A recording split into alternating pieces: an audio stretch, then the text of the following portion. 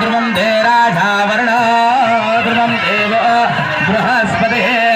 ध्रुवं दन्द्रक्षाघ्निश्च राष्ट्रं धारा यदां ध्रुवो ॐ श्रीरामयः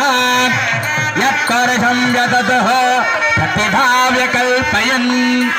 मुखं किमस्य कौबाहे कारूपादावुच्छेदे ब्राह्मणस्य मुखमासीद